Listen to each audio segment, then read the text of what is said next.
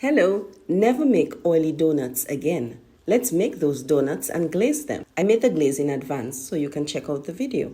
In a bowl, add 3/4 cup of warm milk, 1/3 cup of white sugar, 1 tablespoon of instant yeast, a 1/4 teaspoon of salt and stir to combine. Then I added 2 eggs and mixed it all together. Next, I added 3 cups of all-purpose flour. I also added nutmeg and cinnamon to taste, but that's optional. And I stirred the mixture. I then added 2 tablespoons of melted butter. Margarine can also be used. I sometimes knead the flour first, then add the butter, like this. Anyway, I went ahead and kneaded the dough. Then I placed the dough in a dry bowl and covered it with plastic wrap. I placed the bowl in a warm place and allowed the dough to rise. After about 45 minutes, the dough doubled in size like this. I punched the dough, then cut it into small pieces and rolled them into balls. I then flattened the balls with a rolling pin and cut out the center with a cookie cutter.